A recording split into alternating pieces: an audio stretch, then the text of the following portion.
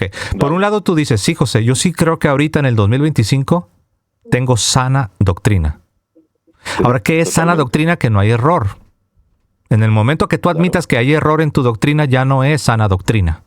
Ok, ahora, ahí viene la pregunta. Ahí viene la pregunta. No te voy a preguntar que si tú crees que las escrituras son inspiradas e infalibles, porque yo también lo creo. Eso no te lo voy a preguntar.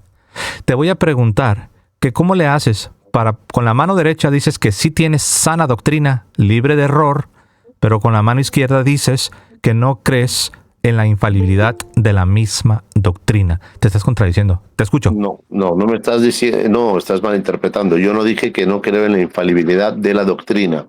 No creo en la infalibilidad de los hombres, mucho menos del Papa. ¿Cómo puedes creer entonces en la infalibilidad de la doctrina cuando ya sabemos todos, protestantes y católicos, que para poder tener doctrina, es decir, la explicitación, necesitamos a los intérpretes, a los hombres? Tú dices, José, sí creo en la infalibilidad de la doctrina, José, pero no creo que los intérpretes nos pueden comunicar esta doctrina infalible. Entonces, ¿cómo te llega la doctrina si no crees que es posible con una asistencia del Espíritu Santo? Bueno, Enrique, ¿desde dónde nos acompañas y de qué denominación eres? Desde Lima, Perú, soy cristiano evangélico. Muy bien, tenemos a Enrique desde Lima, Perú. Él es cristiano evangélico. ¿A qué denominación te adhieres, Enrique? Yo me denominaría cristiano, pero yo asisto a una iglesia pentecostal, entonces se puede decir que soy pentecostal, ¿no? Pentecostal, perfecto. Sí. Pues, querido Enrique, te escucho. No sé, algún comentario, tu pregunta, te escuchamos. Sí. Más que nada, José, primero entrar con mucha humildad, reconociendo, yo veo tus videos muy seguido, eres una persona muy sabia, de los que hacen apologética, sinceramente veo que eres el más honesto de todos, porque muchos son muy deshonestos, conoces muy bien la palabra, eres una persona muy instruida. Yo trato de hacer también apologética, obviamente no estoy a tu nivel, por ende me podrás refutar en muchas cosas, más que nada estoy aquí para hacer ciertas preguntas, posiblemente sean incómodas, ¿no? Pero para poder tratar de llegar a la verdad, que son dudas que tengo y que tú tienes mucho más conocimiento que yo y yo creo que tú sí me las podrías resolver, ¿no? Sobre el tema de la infalibilidad papal, respecto a Mateo 16, 18, según tengo entendido, los católicos creen, porque he estudiado la doctrina católica, según la promesa de Cristo, que el magisterio, tanto como la iglesia y tanto el Papa, en cuanto a materia de fe y doctrina, no hablando en moral, sería en este caso preservada por Cristo para no caer en el error. ¿De acuerdo? ¿Es correcta en este caso mi hipótesis? De acuerdo a la promesa que hizo Jesucristo, que las puertas del Hades no prevalecerán sobre la iglesia, eso significa, según la doctrina católica, que no puede haber error tanto en la doctrina de la iglesia, porque Jesucristo lo prometió. ¿Correcto? Sí, siempre recordando que se está hablando de la doctrina en el sentido Obviamente, formal, ¿no? Porque herejes, pues siempre va a haber. Siempre los hubo en el tiempo de Jesús, los hubo en el tiempo de los apóstoles, los hubo en el tiempo del Nuevo Testamento, los hubo en los primeros siglos, los hubo en el siglo XVI, los hay el día de hoy. Y los va a haber siempre. Pero no se sigue que porque hay herejes o hay errores de personas que se desvían, que no tengamos la sana doctrina. Y eso es lo que Jesús prometió, que siempre tendríamos acceso a esta sana doctrina. Perfecto. Entonces, mi pregunta sería, en cuanto el símbolo de la infalibilidad son las llaves que Jesús le entrega a Pedro, ¿correcto? Es incluso más extenso, tiene que ver también con autoridad. Con autoridad. Así es, claro. Con autoridad y en el caso de Pedro, correcto. Autoridad suprema. Bien, ¿esa autoridad fue instantánea o fue progresiva? Es decir, cuando Cristo le otorga las llaves, Pedro es infalible en cuanto a doctrina. No estamos hablando en cuanto a moral, porque sabemos que Pedro cometió errores morales después de eso, ¿no? Negó a Jesús, etcétera. No estamos hablando de moral, estamos hablando estrictamente de doctrina. Cuando le entregó las llaves, ahí fue cuando Pedro recibió la infalibilidad, en ese instante, ¿o fue progresiva? Eso quería preguntar. Bueno, eso quería que me quede la claro. autoridad en sí es algo esencial Pero claro, ya en el plan de Dios las cosas toman su tiempo. Por ejemplo, vemos que en los evangelios no podemos encontrar todo el desarrollo que vamos a ver en las décadas después de que Jesús subió al cielo. Entonces sí, es una autoridad real, legítima, en su esencia, ahí está la autoridad. Pero sí, tomó tiempo para que tuviese un desarrollo, ¿no? Bien, perfecto. Entonces, Jesucristo prometió, de toda ganá, Jesucristo prometió, y de acuerdo a la promesa de Cristo, la promesa tiene que tener la misma naturaleza de su remitente. Es decir, ontológica y epistemológicamente, si Jesucristo promete, entonces eso se debe cumplir. Porque Jesucristo, su naturaleza, nos da de entender que es Dios, por ende no puede mentir, y la promesa tiene que tener la misma naturaleza. Es decir, se tiene que cumplir sí o sí, ¿correcto? Sí, de otra manera, pues no tendría crédito lo que Jesús promete. Bien, lo que a mí me incomoda, sinceramente, y esperaría que tú puedas aclararme, es que cuando estamos hablando de la infalibilidad del Papa en cuanto a doctrina, ya estamos hablando en un desarrollo de tiempo, como lo acabas de demostrar tú. No en la doctrina, O sea que la doctrina desde el primer momento ya tiene esa característica que no puede fallar. Lo que tuvo desarrollo, lo que tuvo desarrollo es lo que tuvo desarrollo es la implementación de todo lo que concierne a la administración de la iglesia. Ok, perfecto. Ahora, mi duda es la siguiente. Ok, entonces, los sucesores de Pedro, guiados por el Espíritu Santo y avalados por la promesa de Jesucristo, es decir, los papas, en cuanto hablan ex cátedra, según el Catecismo 811, deben de ser infalibles a la hora de materia de fe y doctrina o de emitir un dogma, ¿correcto? A la hora de comunicar la enseñanza, la revelación divina en un sentido formal, sí, claro, una vez que esto es confirmado como tal, es infalible. Bien, entonces yo encuentro una incongruencia. Créeme sinceramente que estoy tratando de aprender y que... Pero ¿cuál sería?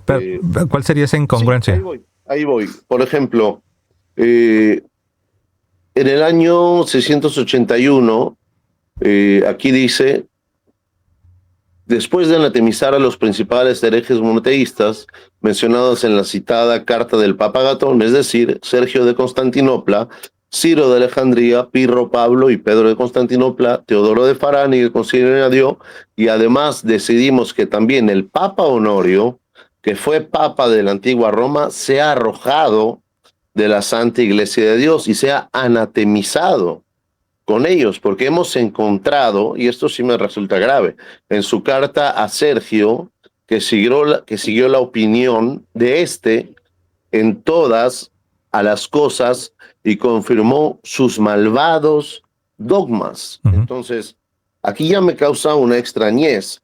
Si Jesucristo prometió preservar a sus legítimos ministros de no caer en lo que es error de fe y doctrina. Solo que Jesús no prometió eso. Perdón que te interrumpa. Jesús no prometió eso. Según la interpretación católica, la promesa de Jesucristo que las puertas lo prevalecerán contra ella es... De hecho, no. De hecho, por eso te aclaré y por eso tú me hiciste unas preguntas y yo te respondí. Bien. Pero lo que acabas de decir, si me permites la palabra, lo que acabas de decir no es lo que yo te acabo de explicar. La promesa recae... no, es que necesito que me... sí, yo sé, pero necesito que me des oportunidad, ¿no? Porque si me sigues interrumpiendo no voy a poder avanzar mucho. Listo. Muy bien. Te señalaba, y puedes regresar el video a posteriori, te señalaba que la promesa recae sobre la comunicación de la doctrina revelada por Dios, la transmisión de la revelación divina. Acá tú lo que dijiste, no sé de dónde sacas esta información, es que Cristo prometió que sus ministros no podían cometer error. Esa no es doctrina católica. Eso lo dice Alarcón en todos sus videos. Bueno, no lo sé, no lo sé. Habría que, si quieres, en otro video, en otra charla, podemos hacer esa investigación. De momento, eso lo hacemos a un lado, ¿no? ¿Qué te parece? Eso lo dejamos a un lado. Pero bueno, solamente quería hacerte esta corrección, ¿no? Adelante, te escucho. Estabas hablando sobre el Papa Honorio y dices que eso te causa un cortocircuito por ahí. Ajá. Porque según entiendo, esta infalibilidad, pues como tal lo define, no puede errar en temas de dogmas. Y aquí confirma que era malvados dogmas. Entonces, sí, yo veo que ahí tienes una confusión, ¿eh? Tienes una confusión. El caso de Honorio es un caso bien conocido porque Honorio, él erró gravemente en permitir durante su pontificado, es quizás de los pontificados más desastrosos que ha tenido la Iglesia. Uh-huh. Ok, creo que fueron como 13 años de pontificado donde él no cumplió con su deber sagrado. Él recibió condena, no solamente esta que estás leyendo, él recibió condena de 2 papas y de 3 concilios. Sí, pero eso no tiene nada que ver con la infalibilidad. De hecho, al contrario, qué bueno que traes a la mesa el caso de Honorio, porque el caso de Honorio, querido Enrique, te muestra que ni siquiera un papa está por encima de la promesa divina. Tú puedes ser un papa y tú a título personal puedes enviarle una carta a un obispo, a un teólogo, y si tú estás comunicando algo que no es lo que la Iglesia viene enseñando y que ha sido confirmado, tú no tienes derecho a cambiar la doctrina. Por eso es que recibió una condenación el Papa Honorio I. Entonces, ¿cuál sería el concepto exacto de infalibilidad? Sí, es lo que te venía diciendo, que es la doctrina que la Iglesia va a comunicar de manera formal. A través del Papa. De manera formal, sí, pero no solamente a través del Papa, si no te imaginas, tú sabes, los papas dan entrevistas en los aviones, los papas escriben cartas a título personal. Sí, no es así como tú lo manejas a través del Papa de manera genérica. No, es algo muy concreto, muy delimitado, muy específico. Cuando hables cátedra, claro. Cuando hables cátedra es una de las instancias, pero no es la única de las instancias. Y es bien sencillo, si tú me dices, a ver, José, dímelo sencillito en una frase. La promesa de Jesucristo es para que a la hora de comunicar la revelación divina en un sentido formal, no en una entrevista ni en una carta a título personal. Cuando la Iglesia comunica la revelación divina de una manera formal para ser recibida por todos los fieles, en esa comunicación no hay error. Esa es la infalibilidad. Yo entiendo eso. Pero lo que yo puedo ver, mira, yo puedo creer en la tradición apostólica, porque es bíblico creer en eso. Uh-huh. Lo que no puedo creer es en las personas que son falibles, porque estamos llegando a una conclusión de que las personas son falibles. Eso es lo que estamos llegando a entender. Pero eso ya lo sabíamos. Antes de ser cristianos, claro, tú y yo ya lo sabíamos.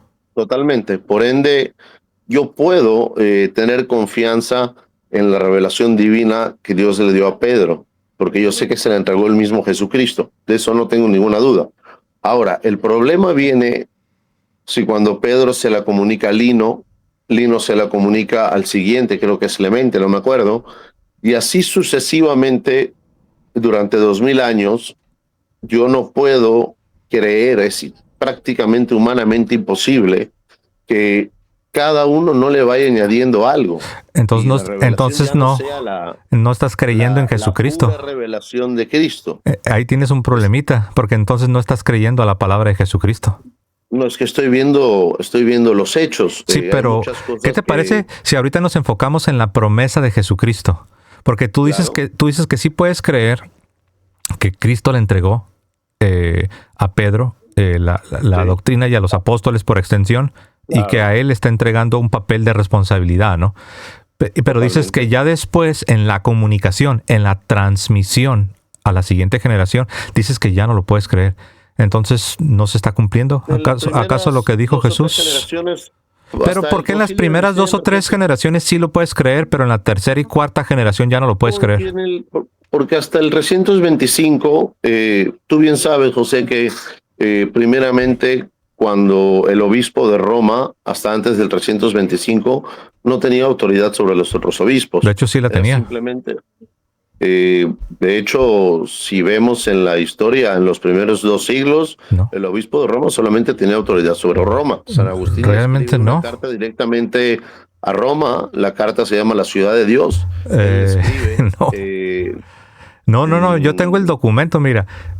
Yo tengo también lo tengo aquí. La Ciudad de Dios, capítulo. Ok. ¿Y ahí qué dice? 9. ¿Qué dice en la Ciudad de Dios, capítulo 9? Sí.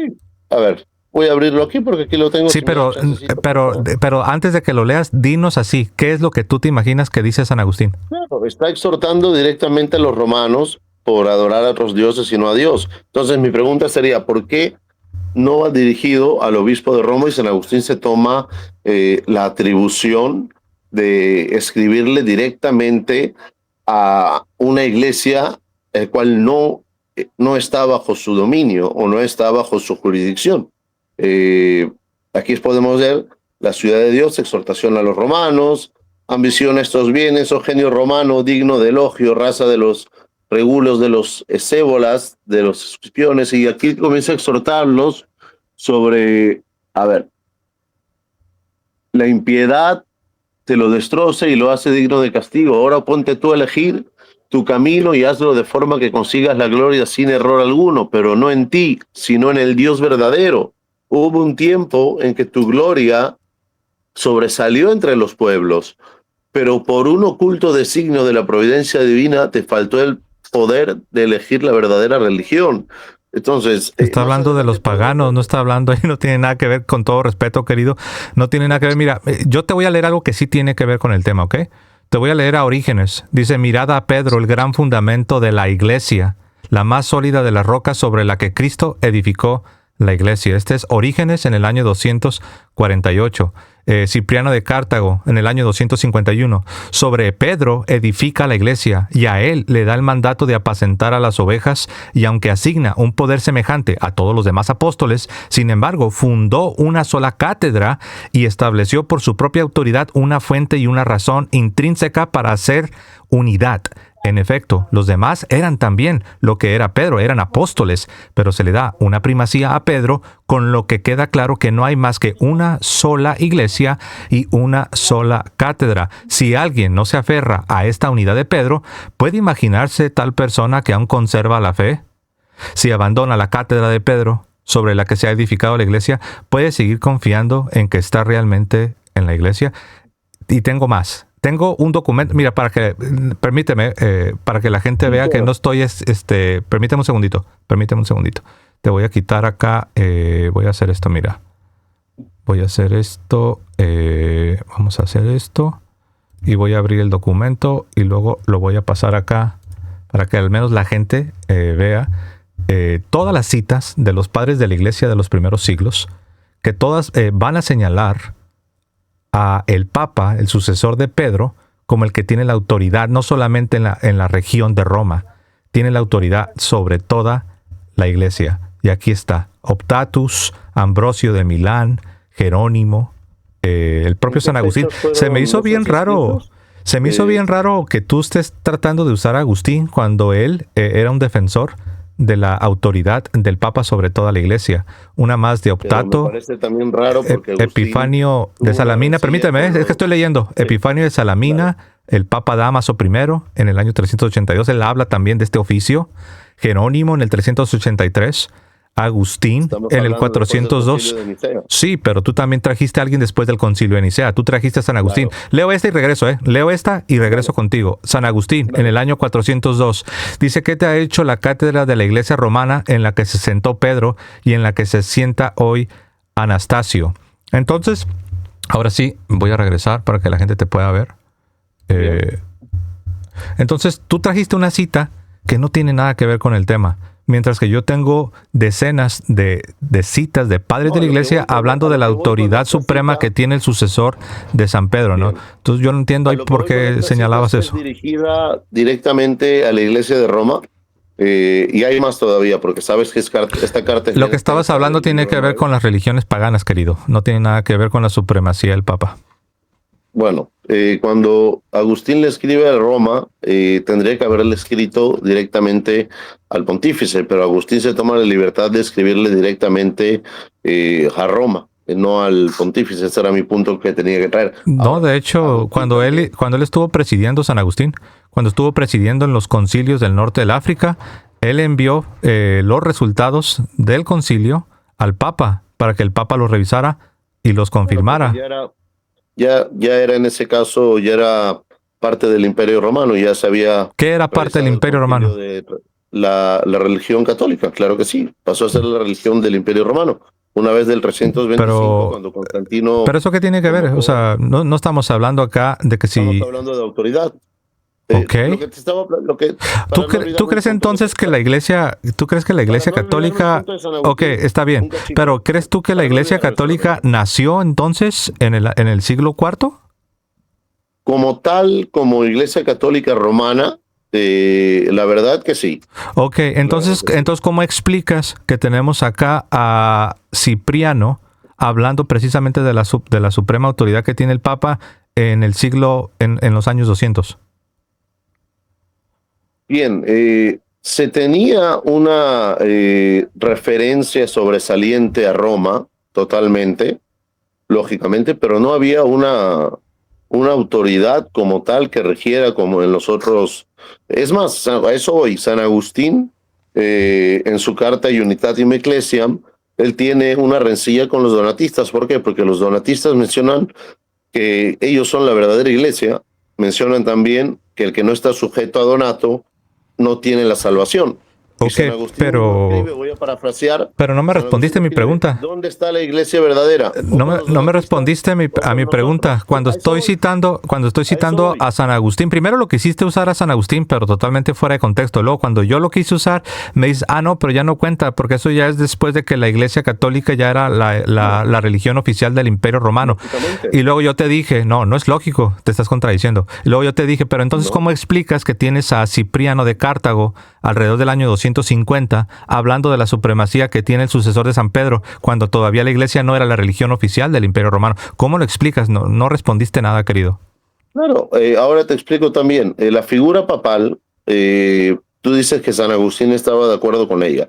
Sí, cualquier Pues persona también hay que decir que conoce un que poco a San también Agustín lo estaba en sabe. contra de esa figura, ¿no? Realmente no. Cuando tiene la rencilla con los donatistas, No. y los donatistas declaran que ellos tienen De la hecho, él estaba verdadera. combatiendo a las herejías precisamente, Claro. estaba combatiendo a las herejías en el Entonces, servicio a la iglesia católica romana. era una herejía decir que Donato era el patriarca y fuera de Donato no había Exacto, salvación. y por eso Entonces, cuando los estaba protestantes fuera. modernos hablan de la llamada pentarquía, queriendo a semejanza de los Entonces, donatistas, dando a entender esa que cada figura patriarca está funcionando como la cabeza de su iglesia, es eso que es una herejía y tú mismo lo acabas de confirmar.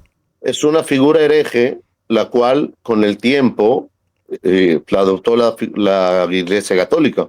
De hecho, Eso son los es protestantes innegable. los que repiten hasta el cansancio esto de la llamada pentarquía, dando a entender que un patriarca puede ser la cabeza de determinada región. Es una herejía, tú mismo lo acabas de decir. Es una herejía la cual después los católicos adoptaron, No, de hecho la porque, rechazamos con todas nuestras fuerzas. Esa idea de pero que cada patriarca era una especie de cabeza regional, así como si fueran papas separados, eso no es católico. La iglesia no ha adoptado eso, lo no, yo rechaza. hablo de un papa, yo hablo de Donato Sí, como universal. pero eso es lo que Lo que siempre hemos combatía San creído es Agustín que hay era un papa que la tiene autoridad universalidad de Donato. sobre la iglesia. Pregunto yo, ¿a quién le dio Jesucristo las llaves del reino? Bien, a Pedro. Ahora, Ok, ¿por qué a Pedro y no a Andrés? vamos aparte. No, yo sé, pero ¿por qué a Pedro y no a Andrés? O no sé, a Porque Judas. Pedro confesó, Pedro hizo la confesión. Ok, pero no le dio las llaves a los demás y los demás también, ellos también creían en Jesús. Claro que sí, pero Pedro fue el que lo confesó. Yo sé, pero acá el punto es que no puedes decir que la razón por la que él recibió las llaves es porque él lo confesó. ¿Acaso los demás no lo confesaban? Claro que sí, Ok, pero Pedro pero fue el que lo reconoció sí, primero. yo sé, pero debe haber una razón por la que Jesús le da las llaves a Pedro, y no solamente le dio las llaves a Pedro, le cambió el nombre a Simón, hijo de Claro Jonás. que sí. Entonces, obviamente Entonces, lo está escogiendo, pero ahora, si tú ves el resto del Nuevo Testamento, tú te vas a dar cuenta que el apóstol Pedro tiene una primacía sobre el resto de los apóstoles. ¿O no crees tú que el apóstol Pedro tenía primacía sobre el resto de los apóstoles? De hecho, en algunos textos aparece primero Pedro, pero hay que tener en cuenta la cultura judía, ¿no? Sí, Se escribe primero es Pedro patriarcal. porque aparte de patriarcal, también Pedro ya era, según la historia, alguno de los, el más, digamos, lo longevo de los apóstoles, ¿no? De hecho, Entonces, no como sabemos eso, ¿eh? respeto, Eso no lo eso es sabemos. lo que dicen algunos Sí, pero historiadores, y ¿sabes qué es lo respecto a la importante? cultura judía, Que hablando de la cultura judía, en la cultura judía, una de sus prácticas, por lo mismo que te dije que es patriarcal, una de sus prácticas es que tú pones al mayor en importancia lo vas a poner primero. claro, Es un deshonor claro, que al mayor en yo importancia soy, lo pongas al final. Ahora, siempre eso que lo se entiendo mencionan las perfectamente listas, porque yo soy gitano y nosotros ¿ok? tenemos prácticamente mismas costumbres que los judíos. Por ejemplo, Ok, si pero viene no una quiero que se me olvide, persona no quiero mayor, que se me yo olvide tengo lo que que te darle el estaba respeto diciendo. correspondiente. Está bien, y qué bueno que mencionas que en tu cultura y tradición también al mayor en honor lo ponen primero. Sería Claro, una falta de respeto ponerlo hasta el final. totalmente. Bueno, cuando vamos al Nuevo Testamento y tenemos este tipo de cosas en mente, te das cuenta por qué siempre ponen a Pedro primero. Porque tenía Pero Pablo él, lo pone como segundo pilar porque primero pone a de Santiago, hecho está no, Santiago y está Cefas. ¿no? De hecho él no hace eso. En el texto que Pablo menciona, Está lo hablando de busca así. de los que eran considerados pilares en la iglesia de Claro, y Jerusalén, pone a pero Pedro en segundo lugar. no está él ahí diciendo que los demás están arriba de Pedro. Pablo no está Va, yendo en contra de Jesús. pero tampoco los textos. Entonces, Tu interpretación es falaz porque está yendo en contra de Jesús mismo. pero es lo Y mismo que tú estás esa es la cosa interpretando de porque que sale, dice primero Pedro, entonces, la postura protestante lo que hace para tratar de aparentar estar refutando al catolicismo es caer en interpretaciones que son muy pero ¿por qué problemáticas tendría porque tu validez tu interpretación interpretación de prácticamente pone primero a Pablo Pedro en la y esquina no el roja texto de y a Pablo? Jesús en la esquina azul. Estás poniendo a Pablo contra Jesús. Pero Yo preguntaría cuál de explícame, las dos es, ¿no? Si yo voy a explícame seguir por qué si voy a entonces, seguir tu explícame por lógica, qué. ¿no? Yo te preguntaría, No, ¿a quién de los yo dos le estoy voy a creer siguiendo, entonces? Según tú, claro, en yo tu estoy siguiendo tu interpretación, sería lógica. entonces Pedro estaría como, no sé si dijiste Bien, segundo o tercer lugar, pero yo Cristo lo estoy pone a siguiendo él tu en primer lógica. lugar cuando Bien, le da las llaves del reino de los cielos. claro que sí, claro que sí. Yo te Pero tú me preguntaría, dices por qué los haces demás una textos que interpretación que aparece está Pedro primero. contradiciendo? Eh, Concéntrate que estamos no, hablando yo estoy de bien los textos concentrado, bíblicos. pero tu interpretación es Y falaz porque estás poniendo a no, es Pablo que es contra la misma Jesucristo. interpretación que estás Esa haciendo es la tú. realidad. No, es que estoy Hay interpretando como que tú darle un orden, querido. interpretas. Te voy a mutear. Ahí ya te muteé por unos segundos, ¿eh? Por unos segundos. Y te lo estoy haciendo saber para que sepas que estás muteado. Querido, no estás razonando. Comenzaste más o menos, pero ya te saliste y estás cayendo en unas inconsistencias graves. Tu interpretación, si fuese verdad que no lo es, y algo me dice que tú sabes que no lo es, si fuese verdad tu interpretación de que Pablo está poniendo en segundo o tercer lugar a Pedro, entonces tú estás poniendo a Pablo contra Jesucristo. Jesucristo le entrega las llaves del reino a Pedro. Y 3 doritos después, tú estás diciendo que Pablo lo degrada a segundo o tercer lugar. Ahora sí, te voy a desmutear. Adelante. Bien, estoy siguiendo tu misma lógica porque tú dijiste que De hay hecho, no. textos donde dice primero Pedro. Entonces, bajo esa misma perspectiva, En la lista de los apóstoles, cuando se enumera a los 12 apóstoles. claro, entonces cuando Pablo ve a Santiago y a Pedro, Pablo, siguiendo esa misma argumentación, esa misma perspectiva, Pablo lo pone en segundo lugar. Primero No, pero él no está Santiago, hablando Pedro, ahí, él no Cefas. está dando una lista de los apóstoles. En los evangelios, Está cuando se dando da la lista de los los pilares apóstoles, de la iglesia. siempre se pone a Pedro primero. Bien, A ver, si no es el perfecto. líder de los apóstoles, ¿por qué siempre lo ponen primero? Perfecto, yo puedo comprender que sea el líder de los apóstoles. Sí, yo sé, Ahora, pero ¿cuál sería la eh, razón? Porque tú no aceptas la primacía. ¿O sí la aceptas? eh, no es que no la acepte, no es que no la Entonces, acepte, es que no tiene pero consistencia, entonces, ¿por qué lo ponen en eh, primer lugar? no tiene consistencia Para mí tiene en el perfecta sentido consistencia, ¿eh? de la infalibilidad, en el sentido de todo lo que se ha desarrollado a través de la historia en base a esa ¿No? figura de Es Pedro. todo lo contrario. Solamente hay, Gracias a que tenemos a solamente la hay, figura de Pedro es que tenemos unidad. pero yo te puedo demostrar que no hay infalibilidad, y si no hay De infalibilidad, toda la hecho, si no doctrina, hay infalibilidad, entonces tú no tienes cristianismo y yo te lo puedo demostrar. A ver, tú acabas de y decir yo que no hay infalibilidad, ¿ok? claro, Acabas de decir que no hay infalibilidad. Entonces, tú no crees en la sana doctrina? no hay infalibilidad papal, Sí, a yo eso sé, me pero no te refiero, voy a pregunté ser eso. muy Te claro. pregunté que si tú crees que el día de hoy existe la sana doctrina. Claro que sí, por Ok, supuesto. ¿cómo vas a tener sana doctrina si no existe la infalibilidad de la doctrina? Un segundito, porque voy a buscar un texto. Ok, repito la pregunta para que la gente la escuche. ¿Cómo crees en la sana doctrina si no crees en la infalibilidad de la doctrina?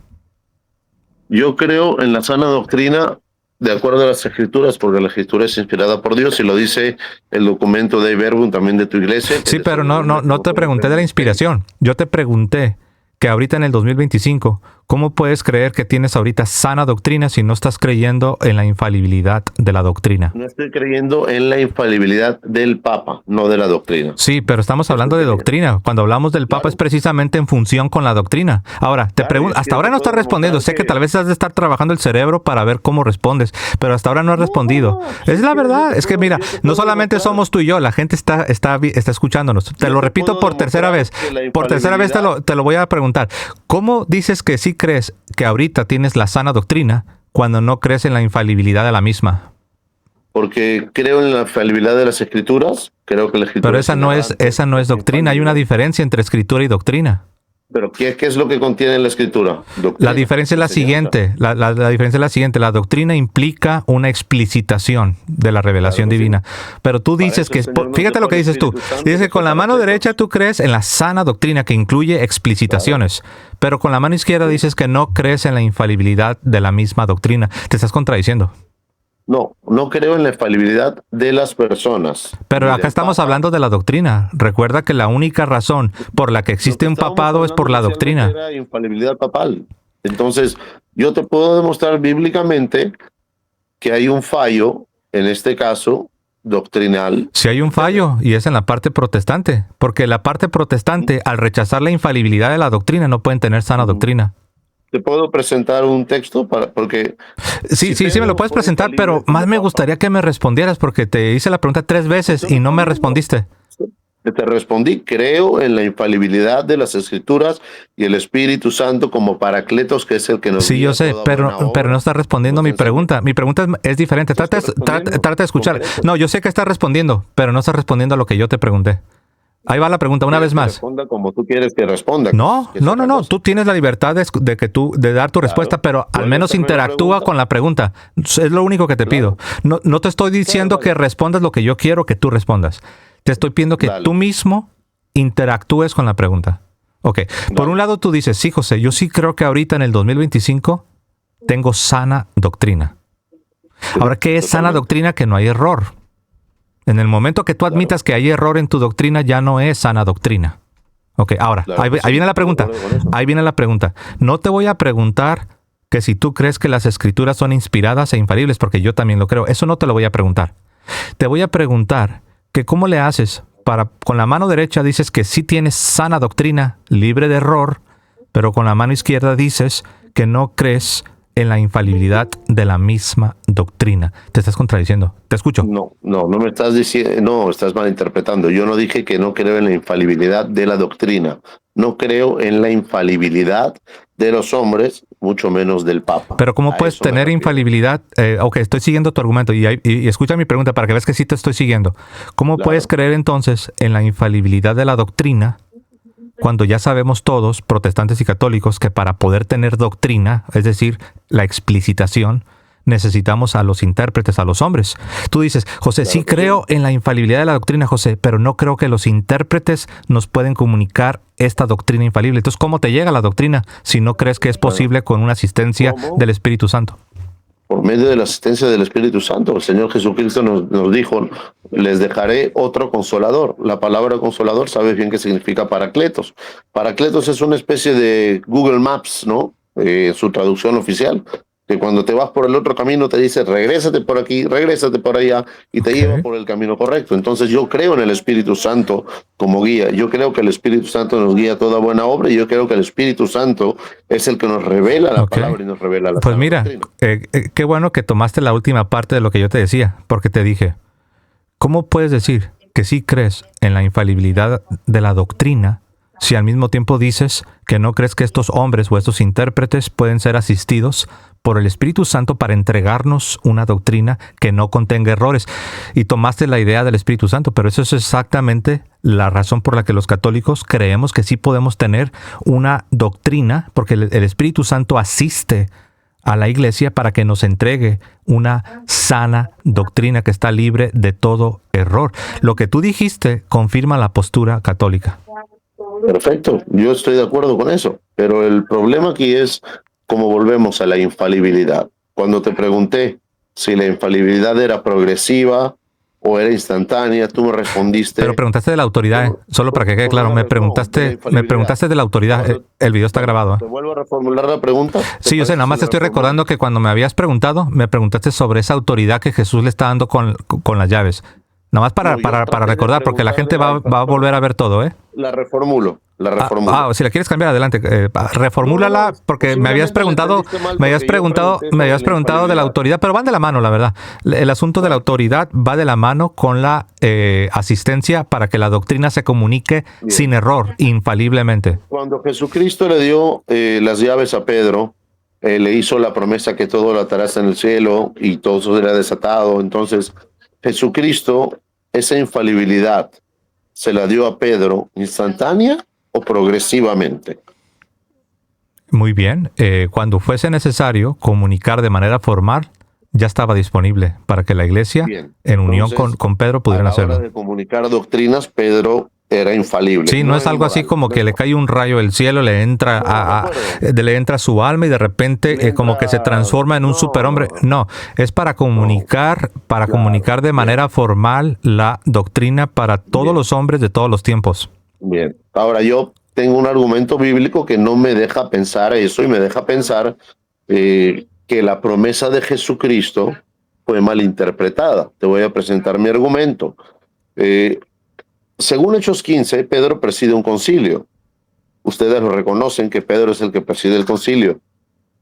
La decisión la dictamina Santiago, pero Pedro es partícipe y conoce la decisión de ese concilio. De hecho es al revés, Bueno, si quieres que te lo otorgo que Pedro dictamina, Pedro dictamina. No es que me lo concedas, es que el texto sagrado lo dice. Bien.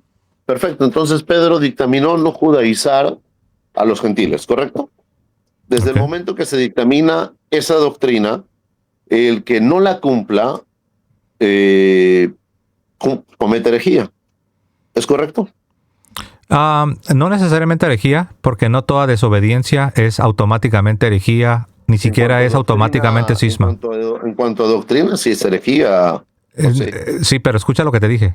Te dije, no necesariamente herejía, ni siquiera cisma. Si tú me preguntases, ¿a qué te refieres? Si una persona... es que ya sabes por dónde voy. No, realmente no. No, realmente no. Déjame terminar. Bien, si una persona desobedece porque no está enterado o porque no lo tiene claro, esa persona realmente no está incurriendo en una herejía. Ahora, si la persona entendió bien y tiene toda la información y esa persona de manera voluntaria va en contra de lo que determinaron los apóstoles, sí, esa persona está cayendo en herejía y se está cismando. Bien, ¿puedes sostener lo que acabas de decir? Sí, por supuesto. Perfecto. Entonces vámonos a Gálatas 2:14. Pablo dice, cuando vi que no andaban, haciendo una exégesis correcta del texto, cuando vi que no andaban rectamente conforme a la verdad del Evangelio, aquí hay un problema, no están andando conforme a la verdad del Evangelio. ¿Quién? Dije a Pedro, delante de todos, si tú, siendo judío, vives como los gentiles y no como judío, aquí viene, ¿por qué obligas a los gentiles a judaizar? Pedro tenía total conocimiento, tú acabas de reconocer que Pedro fue el que dictaminó en el concilio, acabas de reconocer que tenía conocimiento. Claro. Entonces, pero, ¿qué prueba eso? ¿Qué probaría eso? Que cometió una herejía. Tú te estás imaginando, tú te estás imaginando que Pedro se está contradiciendo a sí mismo, ¿es lo que tú te imaginas? Está contradiciendo la doctrina que ustedes dicen de la infalibilidad, porque tú me acabas de decir... No, pero yo sé, pero yo estoy tratando de entender tu postura, ¿no? Tú en lo personal, Enrique... Que Pedro siendo infalible... No, pero mi pregunta no es esa, mi pregunta es la siguiente. Bien. Tú cuando lees ese pasaje de Gálatas, ¿tú te imaginas que ahí Pedro se está contradiciendo a sí mismo? Aquí dice clarísimo, Pablo dice... Pero sería un sí o sería un no. Ya lo leíste, ya no tienes que volver a leerlo. Ahorita más bien sería un sí o sería un no. Pedro está judaizando a los gentiles. Ok, Es entonces tú te clarísimo. imaginas que Pedro se está contradiciendo a sí mismo. Totalmente. Ok, Aquí bueno, lo vemos. primero debo decirte algo. Lo que Pablo está narrando ahí es un hecho del pasado. ¿Ok? No está diciendo que está sucediendo en el momento que está escribiendo la carta a los Gálatas. Se cree que aproximadamente la carta a los Gálatas la escribiría alrededor del año 48. ¿Ok? El concilio sucede, el concilio habría sucedido alrededor de estas fechas, porque es cuando estaba la controversia. De hecho, Gálatas se escribe porque todavía Pablo está luchando contra los Gálatas. ¿Ok? Entonces, tú básicamente das a entender de que después de que se hizo el decreto del concilio en Hechos capítulo 15, entonces Pedro mismo está violentando lo que con su liderazgo se confirmó. Y eso es un error. Claro que sí, porque aquí, no, es que aquí Pablo le está diciendo totalmente. Sí, pero está clarísimo. relatando un evento del pasado. No es del pasado, porque ¿Cómo no? dice que, un ratito, hijo, Napus, dice clarísimo, porque tú vives como gentil y no como judío. Sí, pero ¿Por qué está obligas a diciendo los cuando se lo gentiles a encontró en judaizar? Antioquía, querido. Si lees todo el Claro, contexto, pero está diciendo, relatando, permíteme, solo para cerrar mi idea, está relatando él a los Gálatas un evento ocurrido cuando se lo encontró en Antioquía. No es algo claro, que está pero ¿qué ocurriendo en sentido ese tendría? año o que está... o que- ¿Qué sentido tendría que Pablo le diga antes de que se dictamine este decreto? ¿Por porque qué ya era, obligas a porque los gentiles a sí, judaizar? porque ya... Quiere decir que ya estaba dictaminado. No, gracias por hacer esto, sí tiene sentido. Una cosa es la formalización de una doctrina y otra cosa es que la verdad ya existía antes de la formalización. Por ejemplo, en Nicea, ¿qué se formalizó? La divinidad de Jesucristo, que es de la misma naturaleza que el Padre, pero ya existía antes. Si alguien me dijese, José, ¿pero qué sentido tiene que Nicea tenga que hacer esa formulación? Tiene mucho sentido para que la gente pueda tener bien claro qué es lo que se espera de ellos, pero no se sigue que antes del concilio, antes de la formalización, no existiese esa verdad. Ahora te voy a decir algo más. Si tú sigues leyendo el pasaje que leíste, te va a decir qué es lo que Pedro estaba haciendo. Lo que Pedro estaba haciendo es que cuando venían los judaizantes, para no entrar en una controversia, él se apartaba de los gentiles y no compartía la mesa con los gentiles. En ese sentido, le dice ahí, el apóstol Pablo le dice que cayó en una hipocresía. Pero no le está diciendo que el apóstol Pedro está predicando que debe ser circuncidado para ser salvado. Eso es otro hecho aparte. Y aparte, De hecho, no es aparte, ahí está en el texto. Claro, es un hecho aparte. ¿Qué versículo leíste? Ahora, Es que no es aparte porque está ahí en el mismo capítulo. claro, ¿Por qué va a ser aparte? No entiendo. Pedro está cometiendo hipocresía y está judaizando. Y ahora, No es lo mismo. No es lo mismo. El concilio de Jerusalén. A ver, ¿para ti qué es la herejía judaizante, querido? Enrique, ¿para ti qué es la herejía judaizante? ¿Qué es la herejía judaizante? A ver, primero que nada, mira, tú estás diciendo que los Gálatas se escribió antes. No, Yo no dije antes, te dije que se escribió alrededor del año 48. Aquí yo puedo encontrar que se escribió alrededor del año 50 y 56 y el concilio es una fecha muy tardía. La mayoría te van a decir que se escribe. 48 Bueno, pero aún así, o sea, no hay problema. Si se escribe en el 50, ¿yo qué dije? Alrededor del 48. No te dije que exactamente fue en el 48. Pero Gálatas fue escrito después del concilio, es decir, Pedro ya tenía conocimiento de esa doctrina herética. Pero la pregunta no es si Gálatas se escribió después del concilio, no. La pregunta es lo que Pablo está narrando. ¿Cuándo ocurre? ¿En el futuro, en el presente o en el pasado? Te pregunto yo a ti. Te pregunto. Después del concilio de Jerusalén que dictaminó Pedro. Eso no dice Pablo. Mi pregunta te la voy a hacer una vez más porque no estás interactuando con la pregunta. La pregunta no es cuándo se escribe Gálatas. Porque tú estás diciendo que, mira, Gálatas se escribe en tal fecha, que de acuerdo a una postura estaría después del concilio. Pero esa pregunta es irrelevante. La pregunta no es cuándo se escribe Gálatas. Permíteme, querido. Deja terminar la pregunta.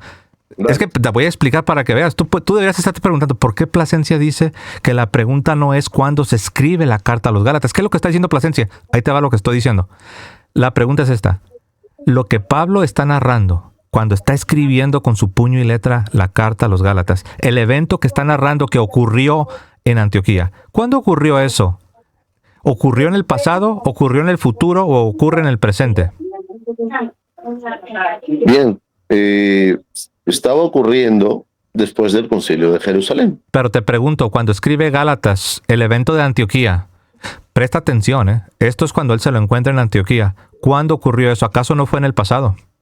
Sí. Okay. Pero te digo, en ese sentido, querido, te digo que la pregunta no es tanto cuándo él escribe Gálatas, sino cuándo ocurre lo que él narra que sucedió cuando se lo encontró en el pasado en Antioquía. Ese es el punto principal, querido. Mira, ¿tú qué versículo leíste de Gálatas 2? ¿Tú leíste Gálatas capítulo 2? 2:14. ¿3? 2:14. Ah, ok, sí, pero de repente pensé que habías dicho 3, dije, caray, no puede ser. A ver, No. te lo voy a leer, querido, te lo voy a leer. Gálatas capítulo 2. Gálatas capítulo 2. Acá lo tengo. Ahora sí, vamos a prender acá esta lucecita. Mira, ahí prendimos la luz y te lo voy a leer. Gálatas, aquí está, directamente de la Biblia. Perfecto. Muy bien. Dice... No te preocupes, confío en ti, sé que eres honesto. Muy bien. Que eres honesto, no te preocupes. Dice así, mira lo interesante, porque está narrando eventos del pasado. Y mira lo que dice el verso 1. Dice, después, pasados 14 años, subí otra vez a Jerusalén con Bernabé, llevando también conmigo a Tito. Dice, pero subí según una revelación, dice, y para no correr en vano, o haber corrido en vano. Expuse en privado a los que tenían cierta reputación del evangelio que predico entre los gentiles, mas ni aun Tito, que estaba conmigo con todo y ser griego, fue obligado a circuncidarse. ¿Ves? Los cristianos no te obligaban a que te circuncidaras. Ok. Dice, Hasta y esto... el 14. Ok, no, porque para allá voy a llegar, porque ahí veo que estás malinterpretando. ¿Tú te imaginas en tu mente que Pedro obligaba a circuncidar? Y ahí tienes tu error. Te lo voy a demostrar con la misma... No, es que necesito leerlo para que la gente también escuche. Dice así... Dice el verso 4, y esto a pesar de los falsos hermanos introducidos. Está hablando de los judaizantes, no está hablando de Pedro. Dice, y esto a pesar de los falsos hermanos introducidos a escondidas que entraban para espiar nuestra libertad que tenemos en Cristo Jesús, para reducirnos a la esclavitud. Dice, a los cuales ni por un momento accedimos a someternos para que la verdad del evangelio permaneciese con nosotros. Pero de los que tenían reputación de ser algo... dice, lo que hayan sido antes, fariseos, maestros, dice, no me importa, dice, Dios no hace excepción de personas. Dice, a mí pues, los de reputación, nada nuevo me comunicaron. Y mira lo que viene. Antes, por el contrario, como vieron que me había sido encomendado el evangelio de la incircuncisión, como a Pedro el de la circuncisión, dice, pues el que actuó en Pedro para el apostolado de la circuncisión, también actuó en mí para el de la incircuncisión. Y reconociendo la gracia que me había sido dada, Jacobo, Cefas y Juan, que eran considerados como columnas, dice, nos dieron a mí y a Bernabé la diestra en señal de compañerismo. Estaban en la misma página. Les dieron la diestra en señal de compañerismo, para que nosotros fuésemos a los gentiles y ellos a la circuncisión. Solamente nos pidieron que nos acordásemos de los pobres, lo cual también procuré hacer con diligencia. Dice, pero cuando Pedro vino a Antioquía, está narrando un evento del pasado. Yo sé que Galata lo escribe más o menos entre el 48, el 50, pero lo que está narrando ocurre en el pasado. Dice así, pero cuando Pedro vino a Antioquía, le resistí cara a cara, porque era de condenar. Y fíjate, aquí te explica en qué consiste la condenación y el error de Pedro. Dice, pues antes que viniesen algunos de parte de Jacobo, o sea, de los judaizantes, dice de parte de Jacobo, no que Jacobo los enviara, sino que venían de la región de Jacobo. Mira, dice, pues antes que viniesen algunos de parte de Jacobo, dice, comía con los gentiles, pero después que vinieron, se retiraba y se apartaba, porque tenía miedo de los de la circuncisión. Dice, obviamente se entiende que como está narrando un evento del pasado, no había ocurrido lo del concilio. Mira, te voy a seguir leyendo para que tú mismo escuches, querido Enrique. Dice, pues antes que viniesen algunos de parte de Jacobo, comía con los gentiles, pero después de que vinieron, se retraía y se apartaba, porque tenía miedo de los de la circuncisión. Dice, y aquí viene la clave, y en su simulación, en otras traducciones dice, en su hipocresía. Dice, y en su simulación participaban también los otros judíos, de tal manera que aún Bernabé fue también arrastrado por la hipocresía de ellos. Pero cuando vi que no andaban rectamente conforme a la verdad del evangelio, dije a Pedro delante de todos. Y mira, aquí viene la clave. Le dice Pablo a Pedro, mira, dice, si tú siendo judío, vives como los gentiles, ahí te das cuenta que Pedro no estaba judaizando, porque él ya vivía como un gentil, no estaba sometiéndose. Okay. Fíjate, dice, si tú siendo judío, vives como los gentiles y no como judío, ¿por qué obligas a los gentiles a judaizar? Ahora, aquí Entonces, la razón dale que está tu siendo reprendido argumentación. públicamente es porque estaba cayendo en una hipocresía. Cuando venían los de Jacobo, se apartaba y no quería comer, no quería sentarse a la mesa con los gentiles. En ninguna parte Pablo está diciendo que el apóstol Pedro enseñaba la herejía judaizante. La herejía Cuando judaizante dice, establecía que aparte cuando de está recibir a Cristo tenías que ser bien, circuncidado y someterte a todos los preceptos de la ley. al rito de El apóstol Moisés, Pedro, claro. exacto, pero el apóstol Pedro no estaba enseñando eso, porque le dice, si tú siendo judío vives como gentil, ¿cómo va a ser un Bien, judaizante cuando Pablo perfecto. mismo está diciendo que él vivía como un Pero, gentil? pero después menciona, ¿por qué obligas? O sea, Pedro obligaba a los gentiles a judaizar. Entonces, eso No, tampoco no sí, lo pero podemos negar. la pregunta que te debes hacer, ¿judaizar en qué sentido? Y Pablo responde.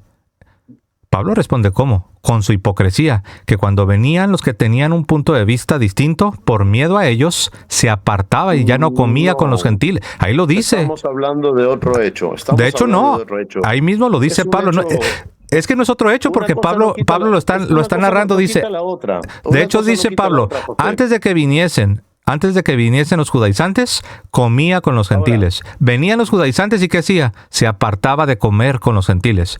En eso consistió su hipocresía. En ese sentido estaba judaizando. Pero no estaba aquí está enseñando hablando que de para algo ser más grave, porque dice que no andaban rectamente conforme a la verdad del Claro, Evangelio. la hipocresía te impide andar rectamente conforme al Evangelio. Si lo pongo en la balanza, la hipocresía o la herejía, pesa más la herejía. Sí, yo sé, Entonces, pero no pongas palabras en la boca de Pablo, porque Pablo nunca no dice pongo que palabras, Pedro estoy estaba leyendo lo que enseñando. dice Pablo. no, ¿Por qué obligas Pablo a nunca los dice que Pedro gentiles estaba a enseñando que judaizar? para ser salvos había que ser circuncidados. Eso lo dices tú, eso no lo Judaizar dice Pablo. significa eso. La Biblia no lo Judaizar dice. Si tú significa quieres eso. decirlo, bueno, yo ya te aclaré en qué consistió, porque sí cometí un error. Entonces, Su error era caer en la hipocresía, que cuando no estaban los no, judaizantes, él comía con los gentiles. muy Cuando venían aparte, los judaizantes, entonces él, por miedo, se apartaba de los gentiles. independientemente de eso, José, hay que aceptar el texto como lo Pues es que es. eres tú el que no lo está aceptando. Tú ya le estás metiendo palabras en la boca de No, Pablo. yo no le estoy metiendo, yo te De hecho, estoy sí. leyendo. ¿Por qué obligas a los gentiles a judaizar? Pero ahí te Eso dice está en qué todo lo que sentido dice el texto. judaizaba, en que se apartaba de los gentiles, no quería comer con ellos. No, eso era una cosa es Ahí lo dice el texto. sacar. Tú dices que no, pero el texto lo dice. ¿Qué significa judaizar? Judaizar en este sentido significa que todavía tienes estos escrúpulos y prejuicios donde no quieres compartir la mesa con los gentiles. En este No, contexto. judaizar significa, en este caso, practicar el rito judío en secreto. No Eso es lo que dice la necesariamente. Real No, porque Pedro no hacía. la Real Academia de la Lengua. Pedro no hacía eso. No hacía eso, enseñaba eso. ¿En qué, que es diferente, en qué parte lo enseñó? porque obliga a los Sí, pero tendrías que gentiles a demostrarlo. judaizar. Tendrías que Lo estoy demostrar demostrando. tendrías que demostrar Que que no lo Pedro quieras cometió. aceptar. En qué versículo? Porque hasta ahora no lo has dicho. Esto es claro. Esto es claro, José. Sí, que y no lo queda quieras claro, aceptar. queda claro que el apóstol Pedro judaizó con su hipocresía, apartándose No. de la mesa de los gentiles. Eso lo dice el Estás texto. haciendo un mal Mira qué exégesis, curioso. José. Tú dices que yo estoy mal, pero yo soy el que está defendiendo el texto. Tú dices cosas que el texto no dice. No, yo estoy ¿Qué diciendo. versículo el texto dice tal eso? cual. ¿Qué versículo dice que Pedro enseñaba que debía ser circuncidado para ser salvo? Cuando dices judaizar, viene el paquete completo del judaísmo. De hecho, Viene la no. De hecho, no, porque tú puedes judaizar de eh, diferentes maneras. Bueno, judaizar, Pedro estaba predicándoles, obligando a que se predique el judaísmo. Eso no dice el texto sagrado. El texto Obligas a dice la que gente, a los el gentiles, a texto no es judaizar. ambiguo. El texto no es ambiguo. No es así como muy El texto es generalizado que claro. nadie pueda entender. El texto dice que antes de que viniesen los judaizantes, él comía a la mesa con los gentiles. Cuando venían los judaizantes, ¿qué hacía él? Pablo lo Él se entiende, apartaba y dejaba de comer con ellos. Pero tú dices que Pedro estaba judaizando en el sentido de que estaba predicando que para ser salvados debes circuncidarte y someterte a todos los preceptos de la ley mosaica. Eso lo estás inyectando en el texto sagrado. El texto sagrado no lo dice en ninguna parte, querido. Yo sigo esperando que me digas en qué parte dice Pablo allí, en Gálatas capítulo 2, que Pedro estaba obligando a circuncidar a los gentiles. Cuando Pedro estaba comiendo con los gentiles, no estaba obligando a nadie, estaba comiendo, estaba pasando un buen rato. Pero aquí dice que obligaba. Te pregunto, de acuerdo al texto, ¿cuál es la acusación que le hace Pablo a Pedro? ¿Por qué obligas a los gentiles a judaizar? Sí, yo tú ya sé, no vives pero- como judío siendo gentil. Sí, yo sé, pero ¿qué es lo que Pablo explica? ¿Cuáles son las acciones de Pedro? Según lo que podemos leer, y es claro, que Pedro obligaba a los judíos a seguir, a los gentiles, perdón, a seguir los ritos judíos. Eso es lo que enseña el texto, claro. Ok, te pregunto yo, cuando Pablo acusa a Pedro, ¿cuál es la explicación que da Pablo? No me refiero a lo que tú dices. ¿Qué es lo que Pablo dice en el texto? ¿Cuál era la acción de Pedro? ¿Cómo es que él estaba judaizando? ¿Por qué obligas a los gentiles a Sí, pero en los versículos anteriores, no lo quieres leer, pero ¿qué dicen los versículos anteriores? ¿En lo que acabas de leer? Sí, pero ¿qué dice en esencia? En paráfrasis, ¿qué dice? Que antes de que viniesen... Que Pedro comía con los gentiles. Y cuando venía... esa es la base de la acusación paulina, no lo que tú dices. Una acción. Por eso, esa es la explicación de por qué Pablo lo confronta cara a cara, porque dice, le resistí cara a cara. No es lo que tú dices. Tú estás inyectando en el texto, algo que no dice Pablo. Pablo hace una acusación, pero antes de llegar a la acusación, él te explica por qué hace la acusación. Y cuando da la explicación, dice, antes de que viniesen los judaizantes, él comía con los gentiles. Cuando venían los judaizantes, entonces él se apartaba, y Pablo dice, por lo cual lo resistí cara a cara. En ninguna parte Pablo va a acusar a Pedro de estar predicando que para ser salvado debe ser circuncidado. Eso lo dices tú, no lo dice Pablo. No, aquí perfectamente hay una explicación. Pablo dice, cuando vi que no andaban rectamente conforme a la verdad del Evangelio. O sea, te pregunto yo, ¿puedes andar conforme a la verdad del Evangelio cuando andas en hipocresía? Cuando estás en energía tampoco. No, te pregunto, que cuando eres... Sí, pero yo no te pregunté eso. Mi pregunta es que cuando tú andas en hipocresía tocante a los fieles, ¿se puede decir de ti que andas conforme a la verdad del Evangelio? No, tampoco. Okay. Entonces, ¿por qué se te complica tanto? Eso es lo que dice Pablo. No, es que tú le estás llevando por otro lado. No, yo solamente te leí lo que tú dices en ninguna parte. Seguimos esperando en qué versículo dice Pablo que Pedro estaba predicando que para ser salvado necesitabas ser circuncidado. ¿En qué parte? Estaba obligando a los gentiles a judaizar. Claro, porque dice que con esa hipocresía de apartarse de los gentiles cuando venían los judaizantes, dice que ya muchos estaban siendo arrastrados en su error, de tal manera que aún Bernabé estaba cayendo en esta práctica, que cuando venían los judaizantes dejaban de compartir la mesa con los gentiles. Cuando se iban los judaizantes regresaban a la mesa. Eso era una práctica hipócrita y en ese sentido no andaban conforme a la verdad del Evangelio, y es lo que va a representar las pruebas indubitables para la acusación paulina. Lo que tú dices simple y sencillamente no lo dice Pablo, querido. No, Pablo está diciendo las cosas claras. No, las cosas claras es lo que él explica. Dice, cuando venían los judaizantes se apartaba. Está explicando otra cosa. Eso no lo dice. ¿En qué versículo dice que Pedro predicaba que para ser salvado hay que ser circuncidado? Cuando dices judaizar, ¿qué es judaizar? Cuando decimos Pablo lo explica. En este contexto significa apartarse de los gentiles y no querer compartir los alimentos con los gentiles. Eso lo dice el texto sagrado, pues de acuerdo a lo que dice ahí Pablo, sí. Eso no significa judaizar. Te acabo de explicar que de acuerdo a lo que dice Pablo, eso significa. La palabra judaizar en ninguno de sus sinónimos, de sus contextos, de hecho, sí, estás equivocado.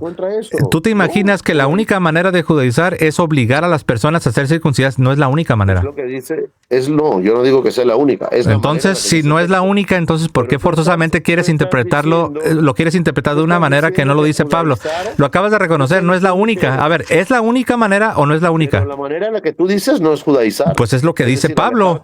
Es lo que dice Pablo. Yo le creo a Pablo. Eso lo dice claramente, lo dice claramente y con todas sus letras. Porque Pablo tenía totalmente 100% claro el concepto de judaizar. Y tú no lo tienes claro. Pablo sabía totalmente la ley judía. Claro, entonces si Pablo sabía totalmente, como dices tú, la ley judía, ¿por qué entonces no le crees a Pablo? Le estoy creyendo a Pablo. De hecho no. Sí.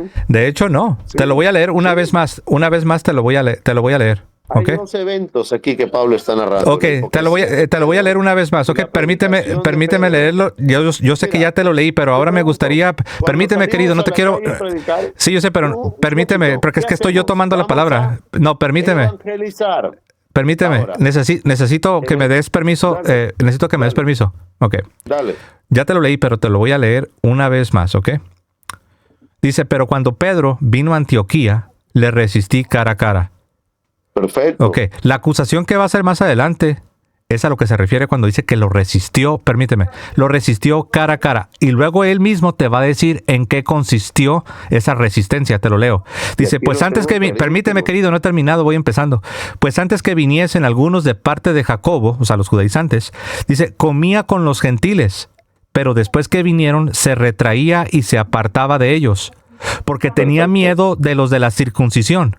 Y en su simulación, en su simulación participaban también otros.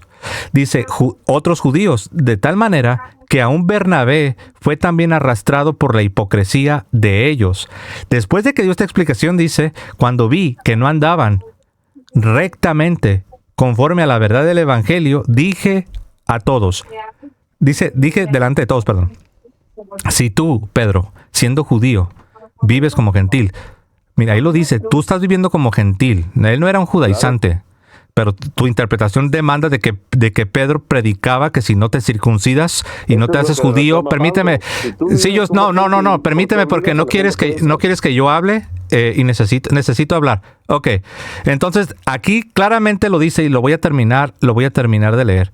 La razón que andaba él de manera incorrecta, o como dice aquí, no andaba rectamente conforme al Evangelio, es porque en su hipocresía estaba arrastrando a muchos otros, y dice así, pero cuando vi que no andaban rectamente conforme a la verdad del Evangelio, le dije delante de todos, si tú, siendo judío, vives como los gentiles. Los judaizantes, querido, te voy a informar porque parece que no lo sabes, los judaizantes no vivían como los gentiles. Los judaizantes no vivían como los gentiles, y tú acusaste a Pedro de ser un judaizante. Déjate desmuteo porque te había muteado porque no me dejabas hablar. A ver, ¿por qué acusas a Pedro de ser un judaizante si aquí dice Pablo que vive como gentil? Bien, la palabra judaizar, o sea, para ti, José Plasencia, hipocresía, judaizar significa... Sí, pero sigo esperando tu respuesta. Si Pedro era un judaizante, ¿por qué vivía como gentil? Te pregunto. Eso es lo que le reclama Pablo. Si sí, tú eres, te lo acabo de leer. Judío, te lo acabo de leer. Si tú no vives como judío, con más razón. ¿Por qué judaizas a los demás? Ok. Ahora, mi pregunta para ti, José. Sí, yo sé, pero no me respondiste mi pregunta. Si Pedro era un judaizante, ¿por qué vivía como gentil? Claro.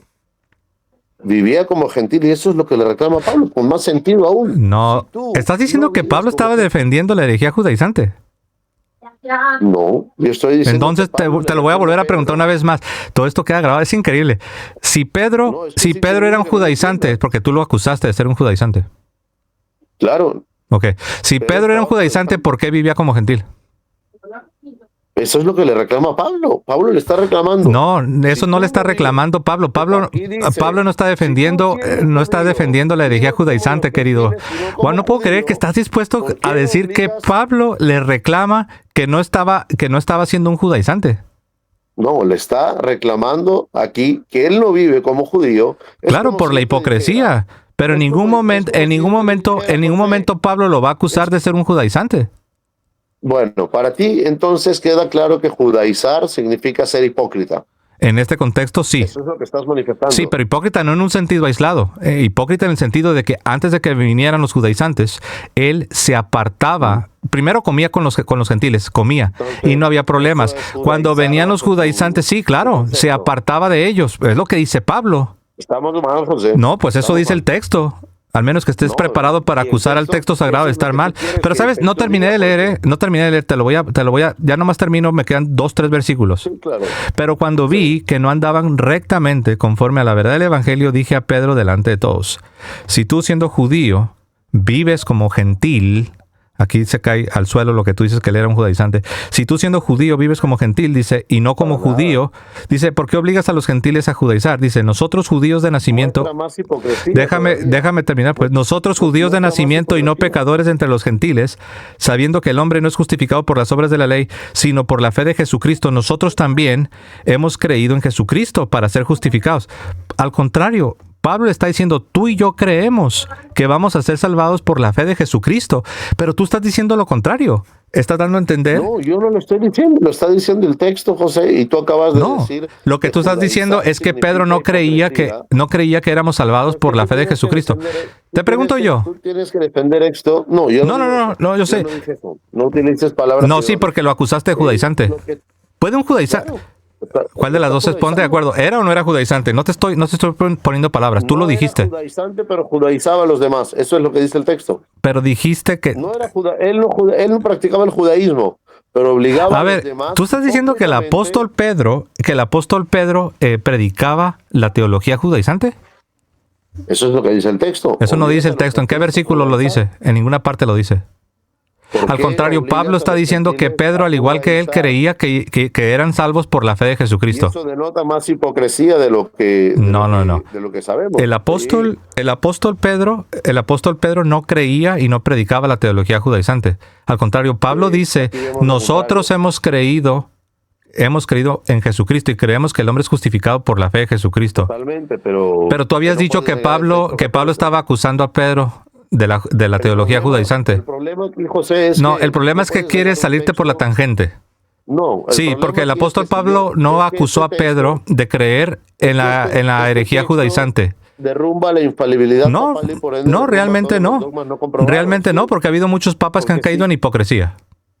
No, energía. Estamos hablando totalmente de herejía. Sí, yo sé, pero Pablo está hablando aquí de hipocresía. Tú lo acusas de cosas que Pablo no lo acusa. Está hablando de herejía. No, ahí dice claramente que en su hipocresía cayeron otros.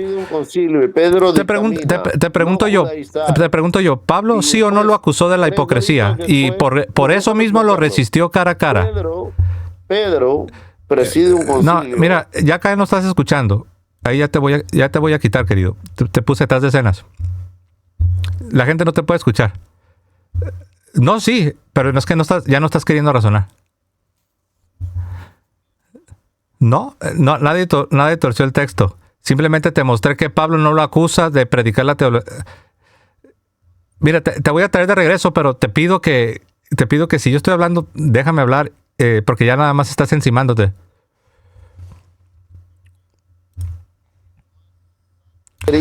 No, lo más sano es que reconozcas que estás acusando a Pedro de algo que Pablo no lo acusa. Que Pedro cometió herejía. Y por eso según tú. Pablo dice que es hipocresía. No, Pablo ¿No dice que es hipocresía? Lo dice claramente. Lo dice claramente. 2 veces lo dice. Dice que es hipocresía. Y dice que con esa hipocresía estaban arrastrando a otros judíos. Dice, por lo tanto, dice, lo tuve que resistir cara a cara. ¿Tú lo acusas? No, porque realmente estás diciendo cosas que Pablo no dice. No. Muy bien. Ni modo, querido. No quisiste. Te traje regreso, pero sigues con lo mismo, ¿no? Dice que el apóstol Pedro estaba predicando la teología de que si no te circuncidas, no puedes ser salvo. Cuando en el mismo pasaje, el apóstol Pablo le dice, si tú y yo hemos creído en Jesucristo para ser justificados, y sabemos que el hombre se justifica por la fe de Jesucristo, ¿por qué ahora pues tienes estas prácticas de que cuando vienen los judaizantes te da miedo, te apartas de ellos, caes en hipocresía, estás arrastrando a otros a hacer lo mismo que tú estás haciendo, cuando tú y yo ya sabemos que el hombre se justifica por la fe de Jesucristo y no por las obras de la ley? Y qué triste, ¿no? Porque en lugar de reconocer su error, lo único que hace es cerrarse, ¿no? Versículo 11, Gálatas 2:11. Dice aquí, pero cuando Pedro vino a Antioquía, me opuse a él cara a cara porque era de condenar. Fíjate, este señor Enrique, que es protestante, dice que la razón que era de condenar es porque estaba predicando la teología judaizante, que para ser salvado supuestamente debes ser circuncidado y someterte a toda la ley de Moisés. Eso es lo que dice este señor protestante, acusando, qué osadía, ¿no? Que un protestante que ya tiene errores en su teología por ser protestante, esté acusando a un apóstol de cometer una herejía. Es increíble porque el apóstol Pablo dice claramente que tanto el mismo Pablo como Pedro, los dos creían en el evangelio de la gracia y no en la herejía judaizante. Dice así, pero cuando Pedro vino a Antioquía, me opuse a él cara a cara porque era de condenar. Ahora uno puede preguntar, ¿y por qué era de condenar? Y aquí te va a explicar, no por lo que dice Enrique, sino por lo que dice Pablo. Primero te dice que lo resistió cara a cara, porque era de condenar. Porque antes de venir, algunos de parte de Jacobo, no venían con la autoridad de Jacobo, pero sí venían de la diócesis de Jacobo. Dice, Pedro, él comía con los gentiles. Pero cuando vinieron, empezó a retraerse y a apartarse, porque temía a los de la circuncisión, tenía escrúpulos por el que van a pensar. Dice, y el resto de los judíos se le unió en su hipocresía. Vean que la acusación que hace el apóstol Pablo es hipocresía. No es como la acusación de este señor protestante que entró, Enrique, que él lo acusa a Pedro y al resto, porque me imagino que si él va a ser consistente, está acusando a todos ellos de predicar la herejía judaizante. Dice, y el resto de los judíos se le unió en su hipocresía. Aquí te dicen que se le unieron.